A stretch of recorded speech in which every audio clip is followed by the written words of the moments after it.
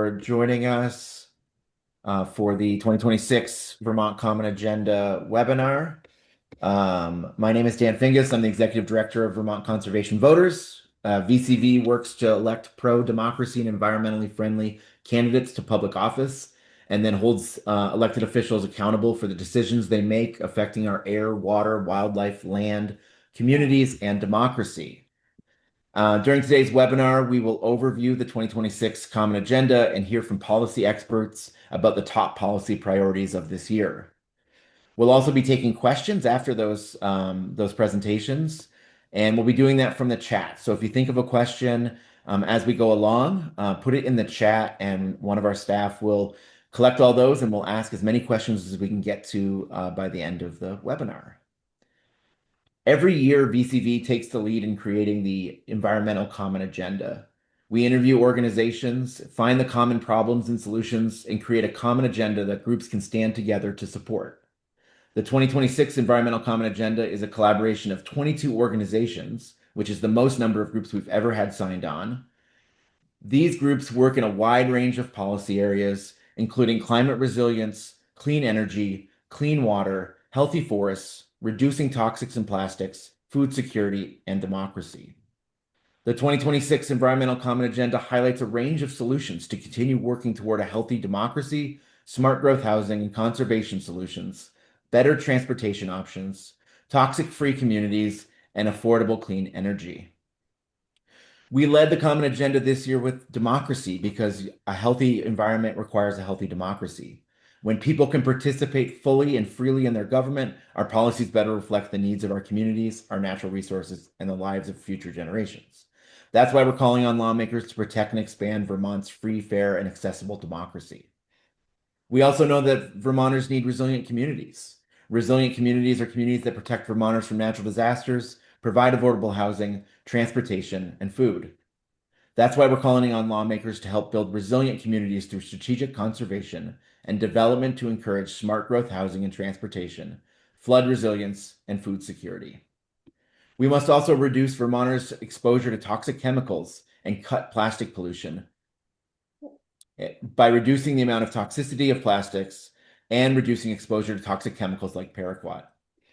Lastly, solar is now the cheapest energy source to build and deploy. This is a tipping point that has been long in the making, and it's still the best choice for our environment.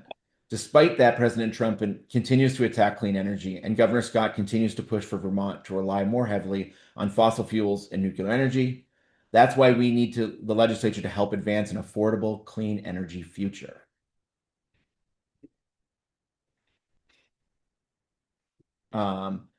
So that's kind of the overview. We want to hear from the experts.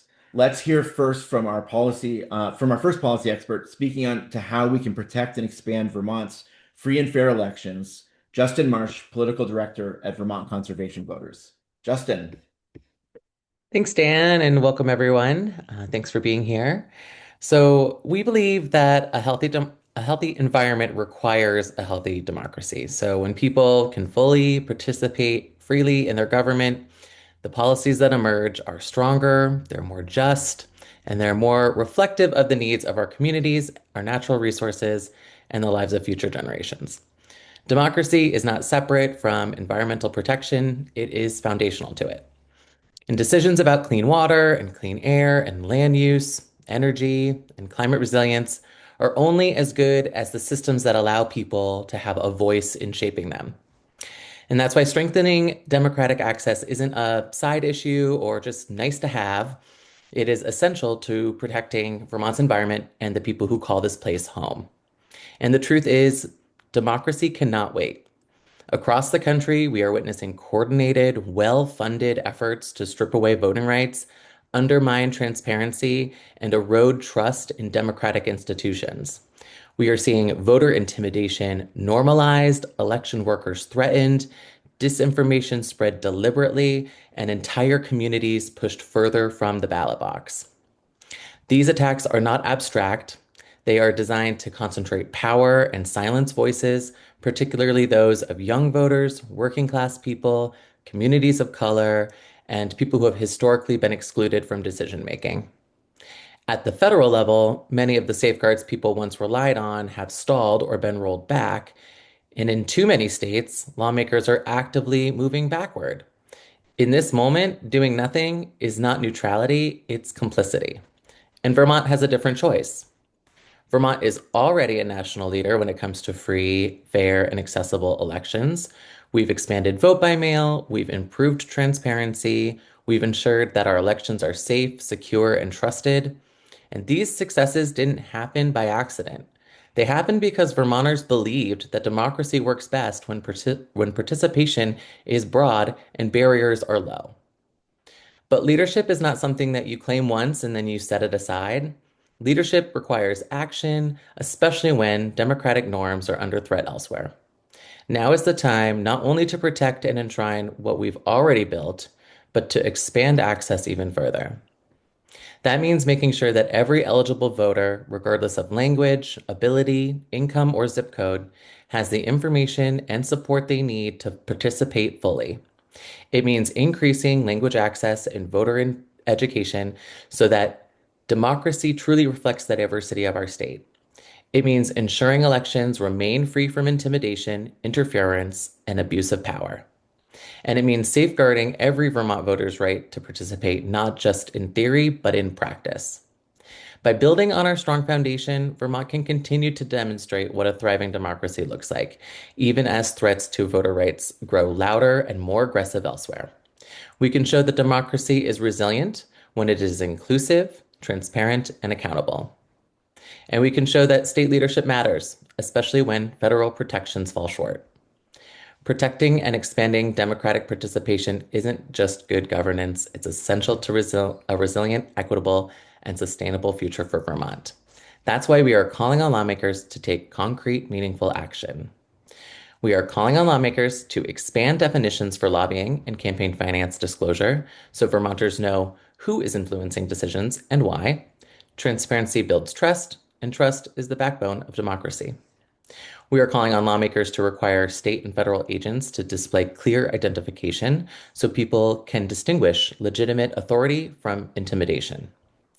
We're calling on lawmakers to pass a state voting rights act to proactively protect voters and ensure that discrimination has no place in our elections.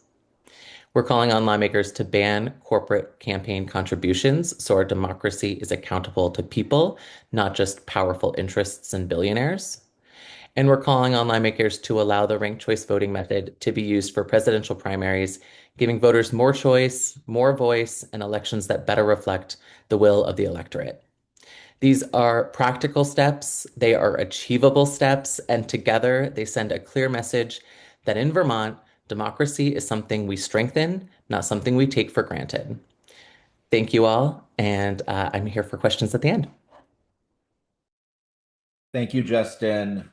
I really appreciate that. The next section of the Common Agenda is our Resilient Communities section, and it's actually a section of the Common Agenda that brings together a lot of different policy areas together. We're going to hear from 4 different policy experts on those areas. The first area of community resilience is smart growth, and those specific priorities are continuing to support housing initiatives, including the successful implementation of the Home Act and Act 181, improving the Act 250 appeals process, investing in permit navigators to help housing developers and address short-term rentals.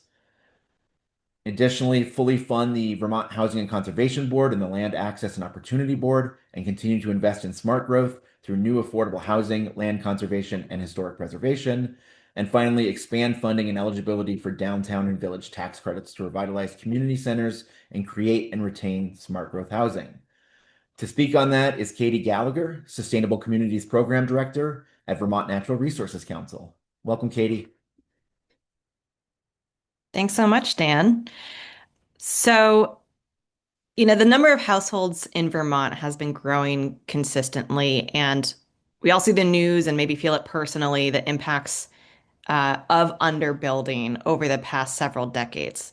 We have still experienced new homes being built, though, and that has often resulted in rural sprawl that has led to the loss and fragmentation of farmland, of our intact forests, increases in traffic and emissions associated with those vehicles.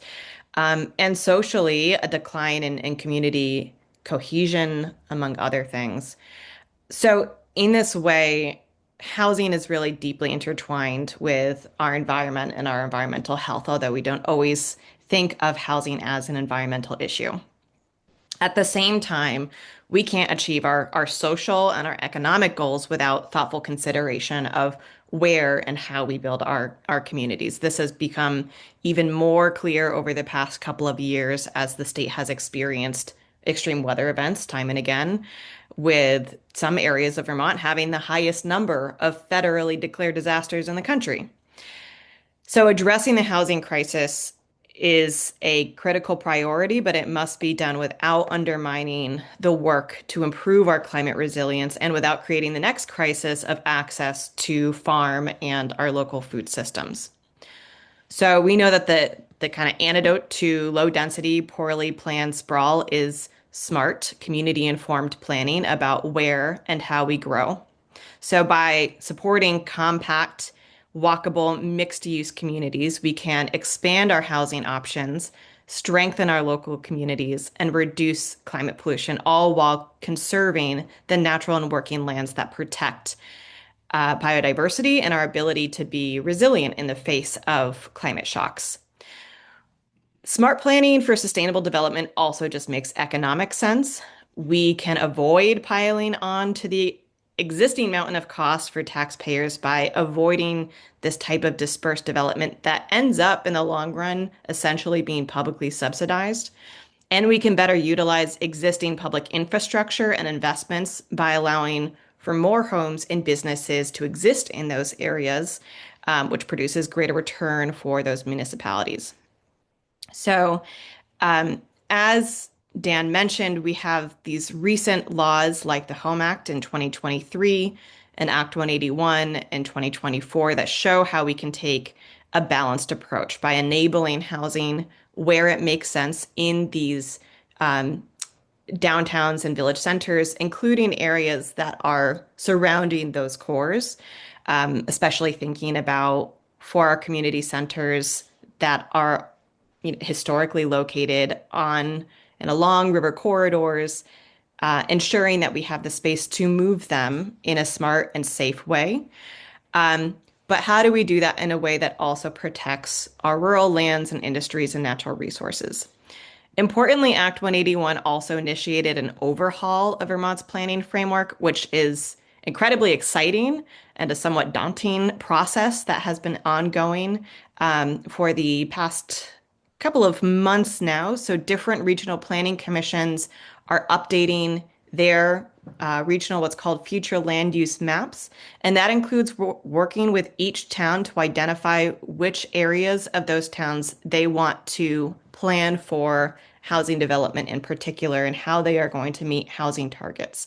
So I hope that folks have been either engaging in those processes or have been keeping an eye out for when the Regional Planning Commission is starting that process. We've already been seeing new homes come online thanks to these laws, but they are going to require our continued support, particularly for our towns, to follow through with these reforms because a lot of this work ends up coming down to our municipalities and certain changes in our land use regulations. So looking towards the next, or this session that we just launched, there's additional work that we are looking towards, including removing additional barriers to housing by investing in permit navigators. These are positions within, historically, they used to exist actually in the Agency of Natural Resources. So we want to make sure that where people are going through permit processes related to development, that we have support there for them. Similarly, improving the Act 250 appeals process. So if there is a process that or a development that's going through Act 250, and if it gets appealed, that process is streamlined and it is reduced in complexity and time. And that we give the Land Use Review Board, which is the body that oversees Act 250, the resources that it needs. part of Act 181 was professionalizing the Land Use Review Board, which is a really big deal and again, really exciting work. And they have a lot on their plate. So we want to make sure that they are able to do that successfully. Also, as Dan mentioned, there's some really powerful and impactful organizations like the Vermont Housing and Conservation Board and the Land Access and Opportunity Board that need our full funding and support to do things like increase access to land and home ownership opportunities for marginalized communities, supporting the viability of our working lands, supporting historic preservation of our downtowns, and many more important pieces of this work. We also have programs like the downtown and village tax credits that, as we bring on more village centers in particular into our state designation program, which opens up incentives and technical assistance for towns, we need more funding and should be prioritizing funding for those programs in order to support our towns and their work. And finally, we should address the fact that Vermont consistently ranks second nationally for second homes. This is a tough issue where we know that our visitors and our second homeowners contribute to our communities and to our economy, but it's also having a real impact on our housing affordability and our costs. So we look forward to working with a wide range of partners throughout the session as these issues are really interconnected with kind of everything else that we're talking about here today. But look forward to your questions at the end of this webinar. Thanks. Thank you, Katie. Next, we're going to hear about the transportation priorities for resilient communities, specifically promoting compact, well-connected development that reduces vehicle miles traveled by establishing a statewide VMT, that's vehicle miles traveled reduction target, and maintaining funding for public transit, active transportation, and multimodal programs, specifically mobility transportation innovation grants, bike and pedestrian infrastructure, and the Downtown Transportation Fund. And I also believe that Rob is going to weigh in a little bit on one of the priorities from the clean energy section, which is the reinstating low-income electric vehicle and e-bike incentives and adopt a right to charge law to ensure all Vermonters can access reduced electrical vehicle rates. So joining us is Rob Kidd, Vermont Chapter Director from Sierra Club. Thanks for joining us, Rob. Thank you, Dan, and thanks everybody else for participating in this. I just want to, firstly remind people why transportation is an important issue for an environmental organization. First off, 40% of our carbon emissions come from transportation. That is the largest sector.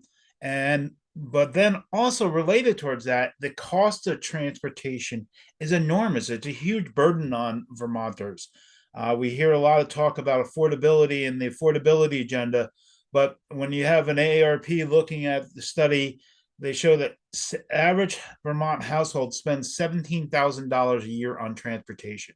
So people can't get to their jobs, can't get to their workplace. That's a major problem. So I want to just flag that for everybody. But there are challenges in our current status on this. Evelyn, can you change the next slide for me? And basically, you first actually see this year, Trump administration is legally freezing and delaying EV charging funds.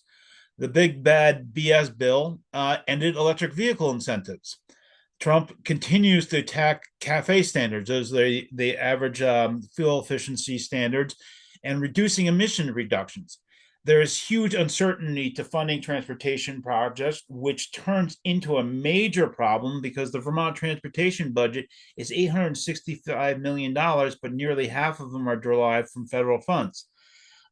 We also have Vermont transit providers are cutting routes. Green Mountain Transit and the different rural entities are cutting their routes. So people can't get to places.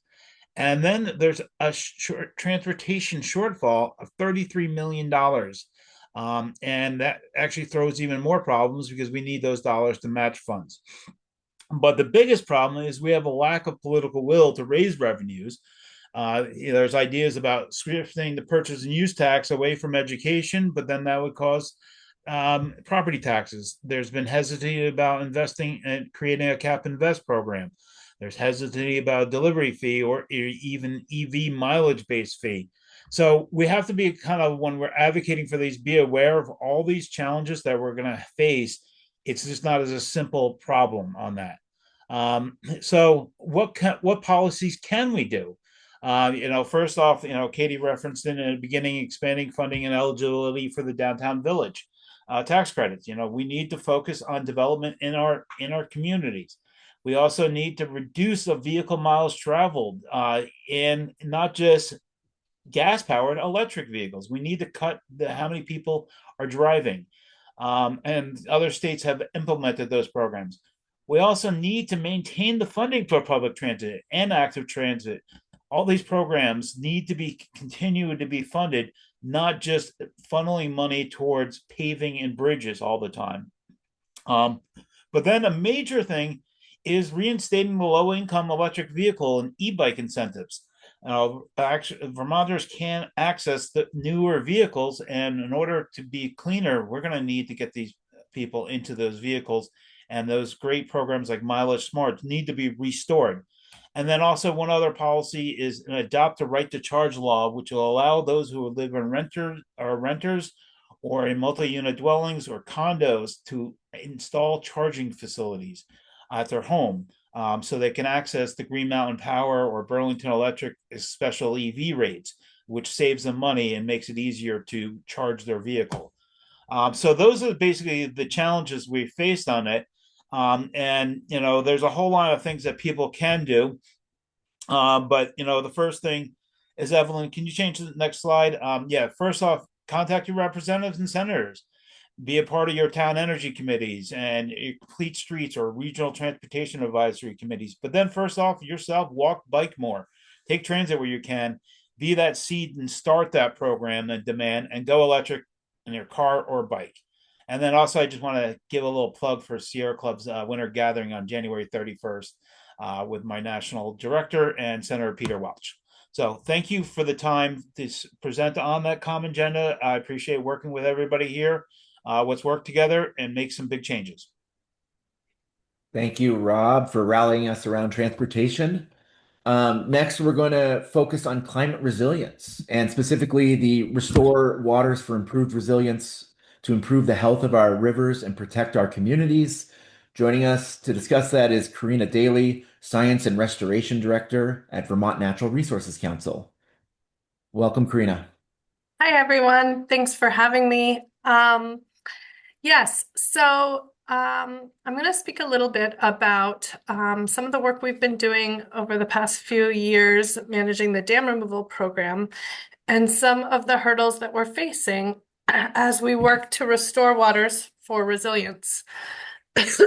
As many people know, there are over 1,000 dams in Vermont, and hundreds of them are aging and abandoned and don't serve a public benefit. The average age of a Vermont dam is 89 years old. So that's our first problem. And our second problem is that with all of these dams that have been damaged in the recent flooding, we have a lot of work ahead of us, and we need an efficient process to do that work.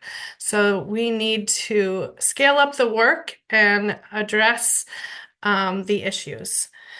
So currently, what we're looking for is a policy that supports restoration and implementation of nature-based solutions, restoring streams, rivers, riparian areas, and floodplains towards natural stream process.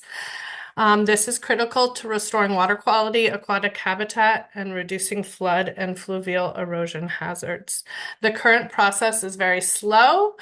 The funding is finite. The funding is on a timeline.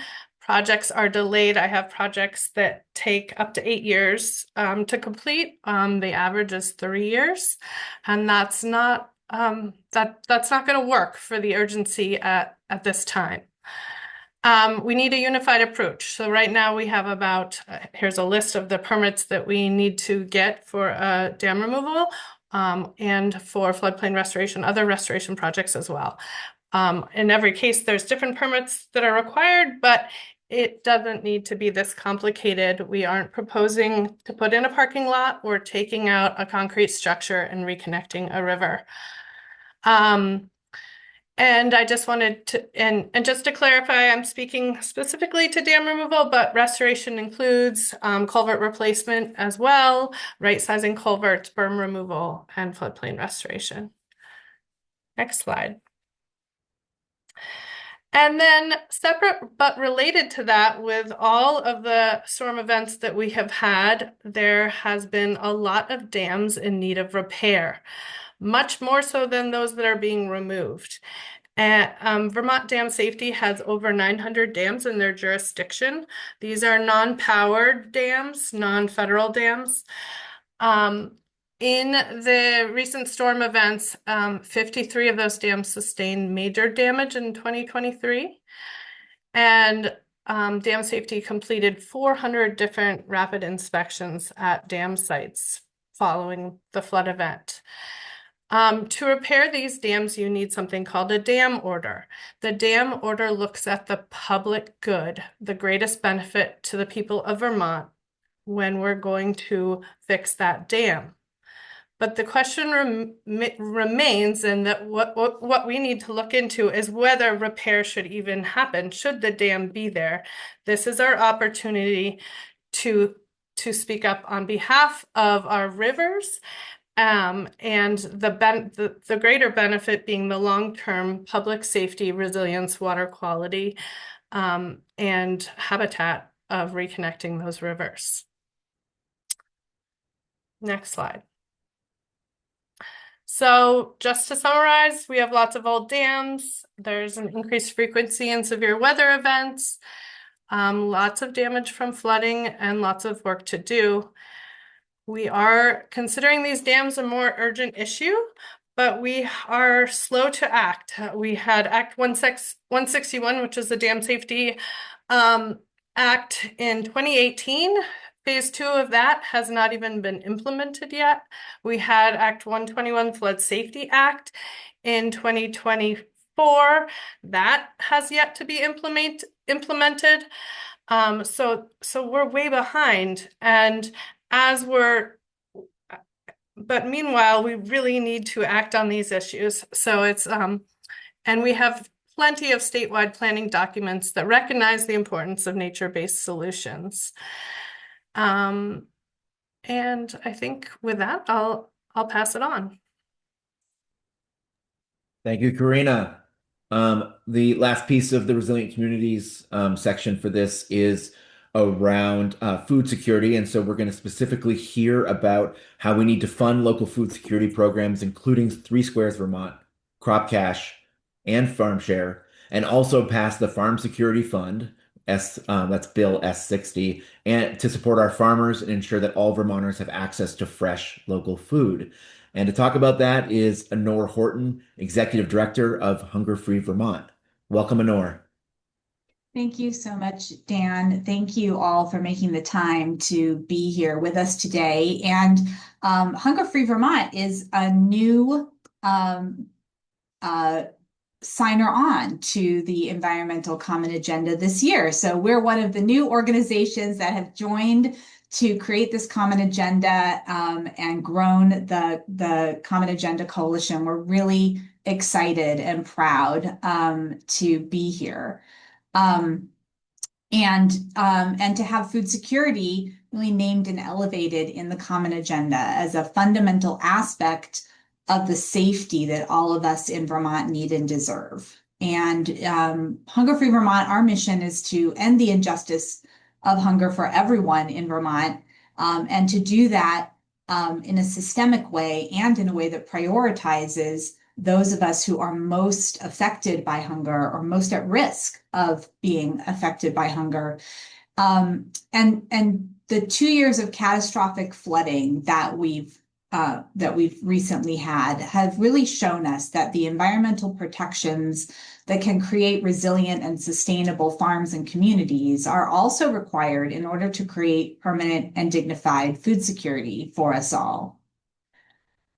1 year of the this current federal administration that we're dealing with, as many of our other speakers, all of our other speakers have already referenced, has also proven to us all, yet again, that unless and until we ensure Vermonters are able to meet all of our basic needs for safe and affordable housing, for healthcare that's affordable and really truly accessible, for clean and affordable heating and transportation, for civil liberties and democracy. Until we're able to meet all of those basic needs at the same time, hunger will continue to grow in our state, as it has done for each of the last 3 years, after we really, for a short period of time, had hunger on the run during the pandemic, with the all of the different federal and state income supports and universally structured programs that really took a bite out of hunger, if you will, for a little brief window of time. And so a few of the policy choices that are available to our state lawmakers this year to create food security for all of us in Vermont are here listed on this slide. So the federal cuts that I'm sure many of you have heard of to the SNAP, the Supplemental Nutrition Assistance Program, which we here in Vermont call 3 Squares Vermont, that's our SNAP program here, are really have really a huge potential to be incredibly damaging to food security for all of us in Vermont, and to the really significant funding that the SNAP program provides for our local food system. $155 million a year come into our state through SNAP for about 10% of our population, 64,000 people, to be able to purchase food at grocery stores, general stores, community markets, farm stands, farmers markets, all around the state, all year round. And we need to make sure that we continue to have a strong 3 Squares Vermont program that is continuing to connect people who need them to those critical food benefits. And that's why one of the things we have to do is make sure that our state is fully funding the administration of this program, which the federal changes in HR 1 this past summer have increased the share of administrative funding that the state governments have to provide. But it's really critical that we do fully fund that program, and that's our top request to our legislators and the Scott administration this year. We also need to fully fund the Land Access and Opportunity Board, including their Homes for All and Community Disaster Readiness Grant programs, and the Secure Housing Coaches program, and the other critical programs of the Vermont Housing and Conservation Board. We need to support local food security, Vermont farms, food producers, and Vermonters living with low incomes. And we can do a lot through the great programs, Crop Cash and Farm Share programs that NOFA Vermont operates, the Vermonters Feeding Vermonters program through the Vermont Food Bank, and many others. And Dan already mentioned, but we need to first create and then fund the Farm Security Fund. And that fund is to protect Vermont farmers from weather disasters and make it possible for them to quickly recover and rebuild, so that we don't lose our really critical foundation of food security, which is the local food that we grow here in Vermont, and that can go a long way toward feeding all of us in Vermont. We can go to the next slide. So one big way that we are committed to doing this is through the Vermont Food Security Roadmap to 2035. And there is a new food security coalition that has come together. There's the website there, vermontfoodsecurity.org, where you can read a lot more about the 7 founding organizations and how organizations can become allies of the Food Security Coalition and commit to the goals of the Food Security Roadmap. And those 3 top level goals are that government ensures food security for all in Vermont, that Vermont farms have the resources to be resilient, and that communities have the tools that they need and the resources that they need to support food security. What's really important for us all to remember in this challenging time is that here in Vermont, we have the collective power to stay on the road that we've started down toward a food secure and climate resilient future, where we all have the nutritious and locally produced food we need and want, in a thriving food system that treats all who work within it with dignity and can feed us through the storms and the floods that we know are coming. So we're calling on all of our state elected officials and inviting all of you here with us today to join us to make policy choices in this legislative session that ensure the best possible outcomes for all of us in Vermont. Policy choices that keep us connected to food benefits and health insurance, and that stay true to our commitment to protect the precious human and environmental resources that make possible this Vermont that we all love. So again, thank you so much for giving me the opportunity to be here with you today. Thank you, Anor. Really appreciate it. We're going to now turn to the need to reduce Vermonters' exposure to toxic chemicals and cut plastic pollution.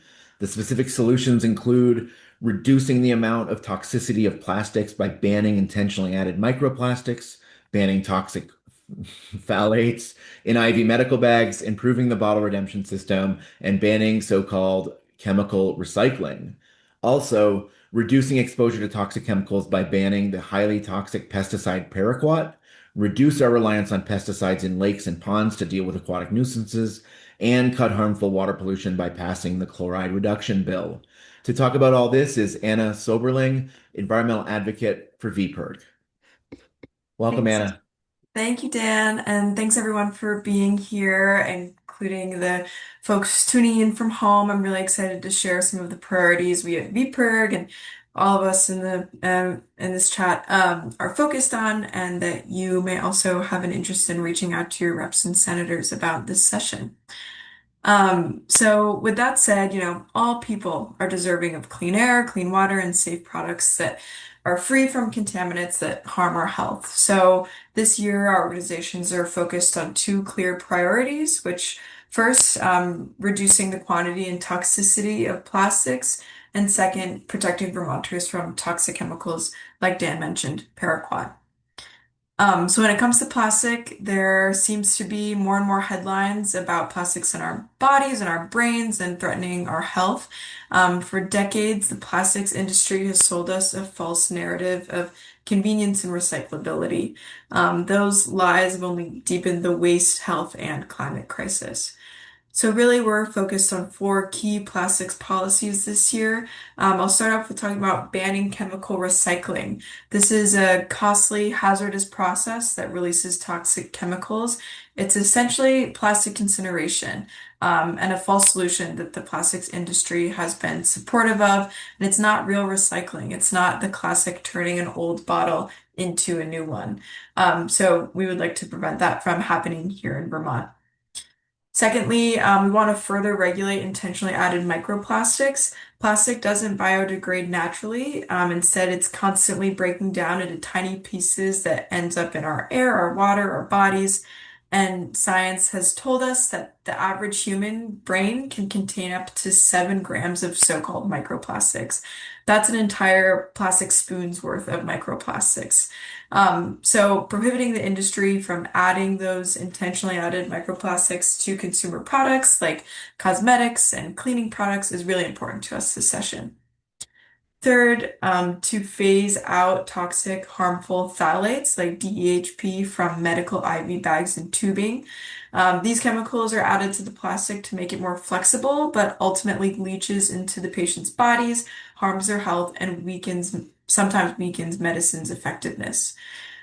So we would like to prevent that from being in our medical IV bags and tubings, and we're not the only states to do this.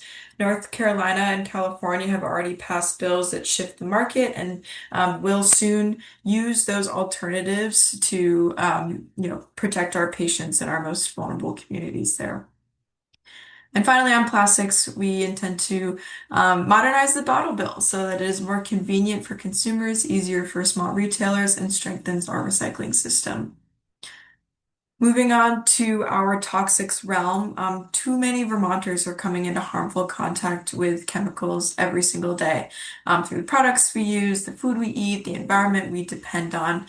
That's why we're urging legislators to reduce our exposure by banning paraquat. Paraquat's a highly toxic herbicide linked to Parkinson's disease. It's already banned in over 70 countries, including the ones that make it and then sell it to the US. In Vermont, it's used relatively infrequently, but still has some uses here. And so we believe that this is an important and critical opportunity to protect our farmers and our environment from unnecessary chemical exposure. And then finally, passing the chloride reduction bill to cut the amount of chloride entering our waterways and to safeguard aquatic life. All of these policies that I've listed are really about protecting public health, our environment, and future generations of Vermonters. So this session, you'll see me in the building working on some of these VPIRG and my colleagues on the call here, urging lawmakers to act boldly and move these solutions forward this session. Thanks so much. Thank you, Anna. Before we get to our last presenter, I do want to remind everybody to put your questions into the chat. And I know there's two or three that have been put in there, but if you have a question, please get it in there. We'd love to answer those for you. Our final section is advancing an affordable clean energy future. That includes solutions of shoring up Vermonters' ability to go solar by authorizing portable plug-in solar technology, allowing for greater co-location of solar by updating the single plant law, and directing the PUC to ensure residential net metered solar remains accessible to Vermonters. It also includes safeguarding energy affordability in Vermont by creating a statewide low-income electricity rate, increasing shutoff protections, and creating robust standards and requirements for data centers. Also ensuring we maintain forward progress on appliance energy efficiency standards. As mentioned before, reinstating low-income electric vehicle and e-bike incentives and right to charge. And lastly, fund and support the capacity needed for ANR to establish a greenhouse gas emissions data collection and reporting program. That's a lot of things, but luckily we have a real expert in Ben Edgerly Walsh, Climate and Energy Program Director from VPIRG, to tell us all about it. Welcome, Ben. Thank you, Dan. Give me 1 second. My earbuds just died. I just want to make sure that they don't try to turn back on while I'm talking. I actually wanted to start by briefly addressing something that was put in the chat. A question, and we're going to get to questions in a minute, but this felt very relevant to what I'm going to be talking about for a few minutes, fleshing out a few of the things that Dan mentioned a minute ago. There's a question about, shouldn't we be prioritizing or, focusing more solely on the climate crisis given its existential nature? Is this sort of very broad platform too broad? And, as somebody who's spent my entire professional career pretty much solely focused on the climate crisis and clean energy, I actually don't think that's right. I think I'm incredibly grateful to the 21 other organizations that have joined with my organization, VPIRG, in being a part of this common agenda. I think we have to be able to walk and chew gum at the same time. And if we do everything we can to reduce Vermont's climate pollution, but leave our water dirty and our neighbors hungry, that's actually not a win. I'd also say that collectively we were putting an enormous amount of effort into fighting the climate crisis and reducing climate pollution here in Vermont. Closing the doors of the coalition to organizations that have a broader mission or focus primarily on other issues, I don't actually think would make us stronger. So that's, not a critique of the person who put that question in there. I think that's a very reasonable question to be asking given the stakes of the climate crisis. But I actually think we're doing a very good job in having a broad, inclusive coalition and also investing an enormous amount of time and energy into reducing climate pollution here in Vermont. So with that, let me just briefly expand a little bit on what Dan just covered. So one, I want to just state at the outset, one thing that's not literally like in one of these 5 bullets you see in front of you right now is the defense that we have to be playing. There was another question on, the Vermont GOP and Phil Scott, Governor Scott, attempting to roll back repeal the Global Warming Solutions Act or the Renewable Energy Standard, the Climate Superfund Act. There are bills that would do all of those things and more, and we absolutely have our first priority as stopping all of those things in their tracks. There were 2 times last legislative session where there were pushes on the other side of these issues to attempt to do some of those things. And both times, more than 600 Vermonters, when we and many of the organizations on this common agenda put out the call, sounded the alarm, as it were, called into the State House. Again, 600 Vermonters in 24 hours called into the State House to let their legislators know. And frankly, it was probably a lot higher than that. When you're talking about that kind of call volume into the front desk of the State House, you get a lot of busy signals. So Lord knows how many actual Vermonters were trying to get through in those moments. And we will absolutely let you all know if and when that happens again this legislative session. And we're keeping a very close eye on all of those bills. So let me quickly go through these, and then we can get to Q&A. One, we have a broad agenda on solar that includes small, very, very small, medium, and very large, at least large for Vermont solar. So on the smallest side, you've got portable or plug-in solar. These are small solar arrays, 1, 2, 3 panels that you can just plug right into an exterior wall outlet and have solar the same day or very shortly thereafter. You bring one of these home. This is in Senate Natural Resources right now. They took testimony again this morning, and we've heard from the chair that she's interested in moving this bill very quickly. This would make Vermont the second state in the country to cut all the red tape and just let people do these systems. On the residential size, sort of the medium-ish, these are obviously your traditional rooftop or backyard systems. The residential solar tax credit was eliminated at the end of last year due to the big ugly bill that's been mentioned, and that functionally increased the price to Vermonters of going solar at their home by 30% between the December 31st and January 1st. And so what we're calling for is a bill that would freeze any rate reductions for new solar arrays for the next 2 years, so that Vermont gives the solar industry and Vermonters interested in going solar an opportunity to catch their breath, get their footing before any new changes are made here in Vermont to solar compensation.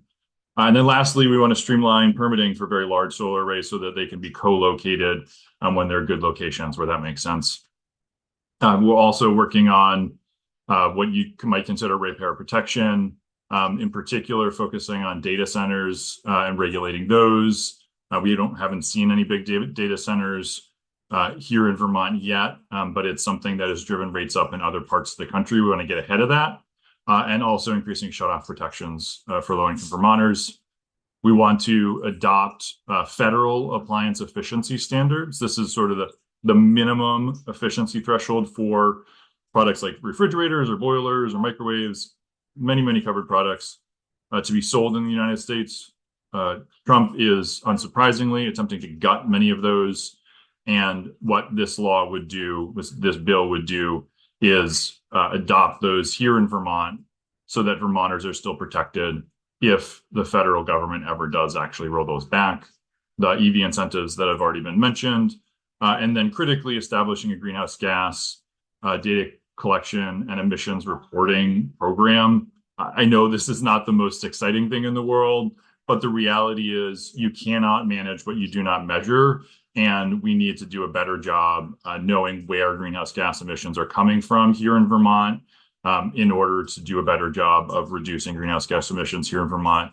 Lastly, I'd also note in the sort of funding space, the Climate Superfund Act almost certainly does need additional funding to be fully implemented. We're waiting on a report that should come out later today to see what the Agency of Natural Resources is asking for in that arena, but probably in the order of several $100,000 for them to be able to do their work implementing that law over the next couple of years.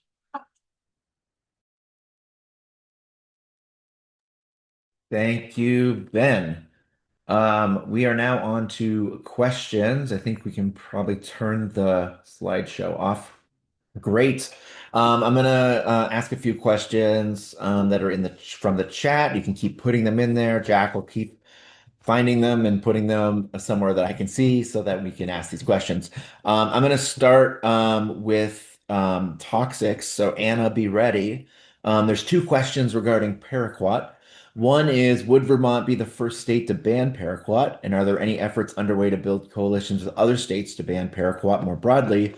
And the second question is, in addition to its human health impacts, paraquat can harm wildlife like bees. How can we leverage the existing neonic ban in Vermont to push the paraquat ban forward? Awesome. Yes. Hi, Leslie. Thank you so much for these great questions. To answer your first question, Vermont would in fact be the first state to ban paraquat, but there are efforts in Pennsylvania, I believe, to ban paraquat from agricultural use.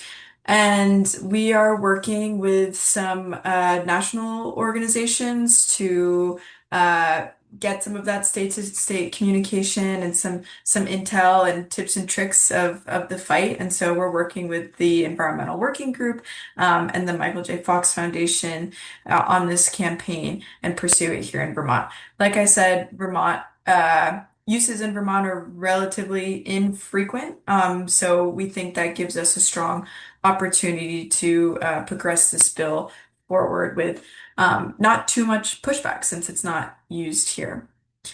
And yes, you're exactly right. In addition to human health impacts, paraquat can absolutely harm wildlife. So, as some of you know, back in 2024, we were successful in being the second state in the country to ban neonics, specifically neonic treated article seeds, from use. And there was a wide breadth of support for this campaign. Beekeepers, farmers, medical experts, scientists. We had a large coalition that were supportive of that bill, and we intend to work with a lot of the same partners and get that crowd that was passionate about pollinators the first go around to be passionate about this campaign for the sake of pollinators, but also for the health of our farmers as well. Thanks. Thank you, Anna. And while we're on the chemicals, there's also a question about chloride and if reducing chloride use will make our roads less safe. We're actually basing the chloride bill is really based on a pilot program that mirrors what New Hampshire and some other states do. And it's really about creating best management practices to reduce the amount of salt we use on sidewalks and roads.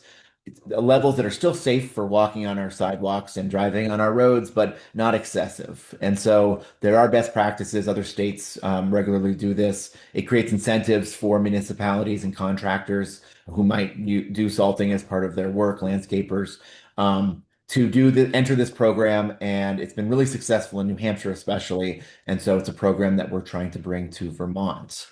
Moving on to some other questions. I am going to ask a question of Ben.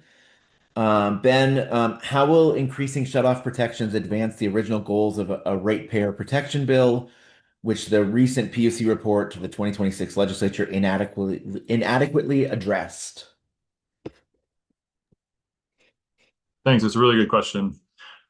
I'd say it's a step in the right direction. So increasing shutoff protections, there's sort of two aspects of that. One, formalizing what some utilities are already doing voluntarily in the summer. We just historically have not been a state where shutoffs in the summer have been seen as significant danger to Vermonters. Obviously, that is old thinking. And with the climate crisis being what it is now, and certainly in the future, having formalized shutoff protections in the summer is going to be really important. We also think that there are some ways that shutoff protections in the winter could be strengthened.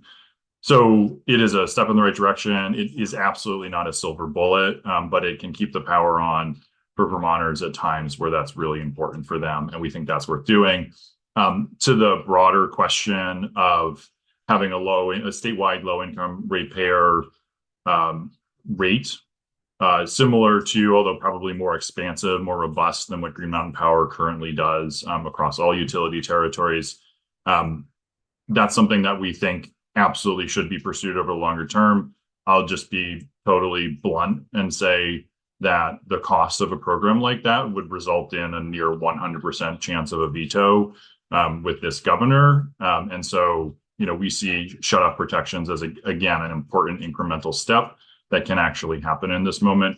I'll also say, there's this long standing tension where we have a very, some would argue not tightly enough, but relative to the other energy sectors, very tightly regulated electric sector and heating and transportation spaces that by and large are unregulated by the state with some sort of narrow exceptions.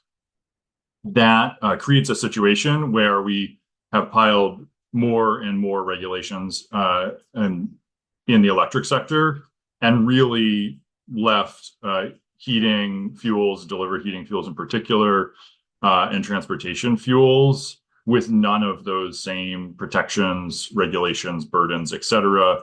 And so ultimately, we would like to pursue something that is more comprehensive that actually gets to those other sectors.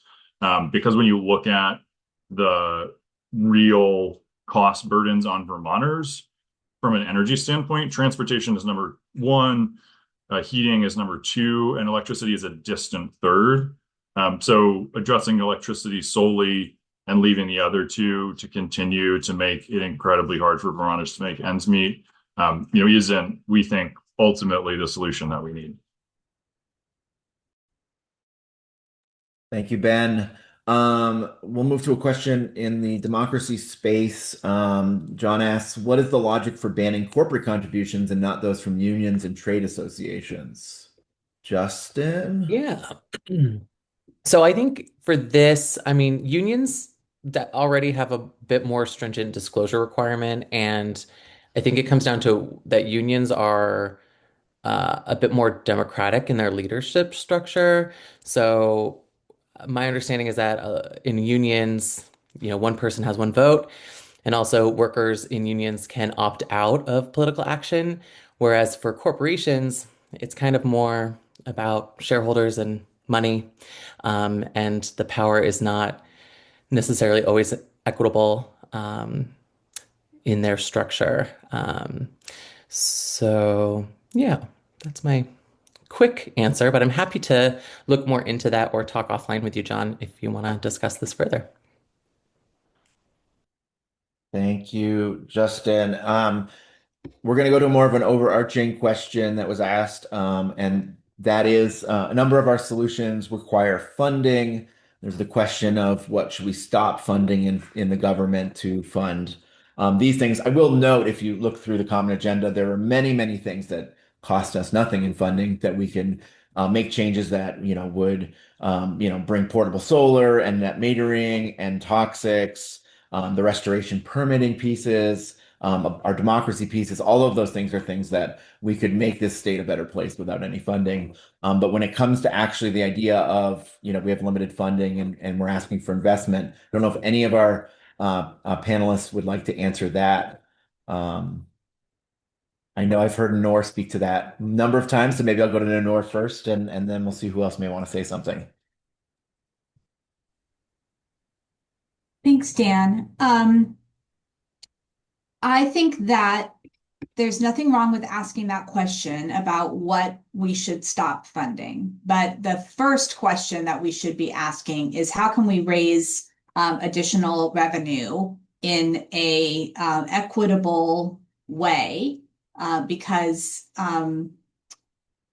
right now we have a lot of untapped revenue options here in our state, and the point of government, in my view, ought to be to really provide the best outcomes for all of us in Vermont, and help to create a guarantee that every single one of us, no matter what emergency or circumstance we may be confronting in our life, is able to meet all of our absolutely most basic needs, which is what we're all here talking about today.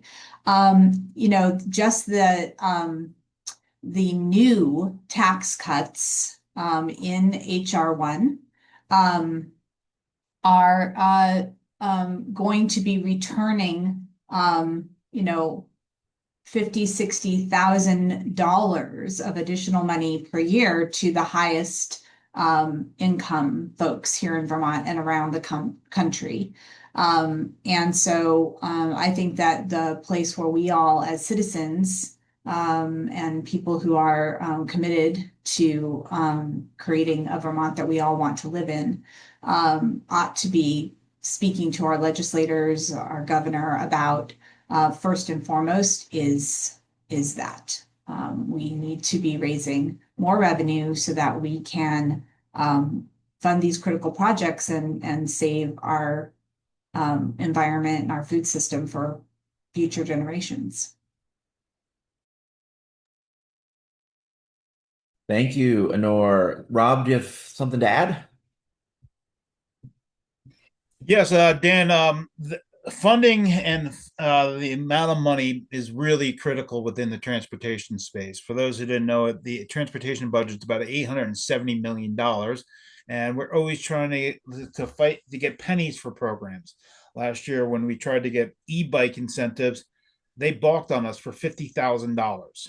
But meanwhile, millions and millions of dollars are going to paving roads, going to paving, building bridges, building more roads. And what we need to do is a whole paradigm shift of way we think about getting places. Like, Katie is doing great work, focusing on local downtown developments.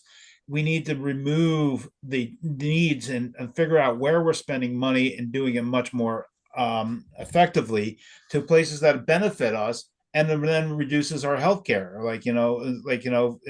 There's plenty of studies about reducing spending on transportation will benefit your healthcare because you're actively walking places. You're not breathing in much smog or dirty air. So that's where we have to kind of shift. But we actually need some leadership in this state.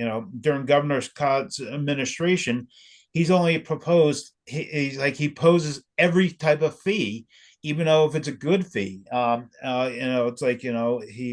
He just doesn't want to kind of address things. The transportation budget is shortfall right now for $33 million. But a couple of years ago, he fought the legislature on increasing DMV fees, which brought in $10 million. So we need to have a real discussion, not just buried around like this false choice of affordability. So that's where I say we need a paradigm shift on how we get to places. And that's where I say we can cut back on spending. And then there was a question about maintenance of highways. Yeah, maintenance of highways is an enormous budget suck in the transportation committee. So we can cover things like that and scale back. Okay, thanks. Thanks, Rob. Katie. Just a really quick add-on to both of those points is that in the transportation sector in particular, the state receives an enormous, almost usually 80% of our transportation infrastructure is coming from federal funding. So if we aren't providing that match, which as Rob noted, we haven't been taking full advantage of, that means that we are leaving significant millions and millions of dollars on the table. So just again, it might, a fee might be raising a small amount of money, from taxpayers, but it is bringing in a much larger amount of return on investment. Thank you, Katie. And something I know I've heard Honor speak about is really using state funds to unleash as much federal funding as possible, and how our matches are so much smaller than the amount that can come in. And we need our legislature and our administration to be looking for those opportunities in as many places as we can to maximize Vermont's dollars. Unfortunately, I think we're running out of time for questions. I will note some questions that weren't able to be answered. One from Mike around the UN Decade of Ecosystem Restoration. Fortunately, Karina had to leave us. She's actually, I think, sitting down right now to testify in one of the state legislative committees. And so she couldn't stay with us through past the 1 o'clock hour. So unfortunately, we can't answer that question. The other from Pike around particulate matter and wood combustion. We don't have an expert currently on the call on that, so it's not something that we can delve into, but you're welcome to email the NRC. It looks like specifically who you're referencing about that. As we finish up, I want to thank our 7 policy experts for joining us today, bringing your wealth of knowledge to us all. Everyone who attended today will receive a follow-up email with the common agenda and other resources. And as we close out, I'm going to turn it over to Evelyn Seidner, VCV's Climate Action Organizer, to conclude the webinar. Hi, everyone. Thanks for joining today. As Dan said, you'll be getting some follow-up materials, but I just wanted to really quickly run by some additional opportunities for engagement that are coming up. We also will be hosting a webinar on January 28th, specifically the Vermont Energy and Climate Action Network, delving a little bit more deeply into the climate and clean energy priorities for the 2026 legislative session. And a registration link will be coming shortly, and I hope that you can join us for that. Thank you, Evelyn. If you are interested in these issues, please don't hesitate to reach out to folks that you heard on this call, whether it's Hunger Free, Vermont Natural Resources Council, VCV, VPIRG, Sierra Club. We are all ready, willing, and able to talk with you and get more resources to you. And hopefully you will raise your voices and support this year's Vermont's Environmental Common Agenda and help us make these policy priorities and solutions a reality. Thank you all.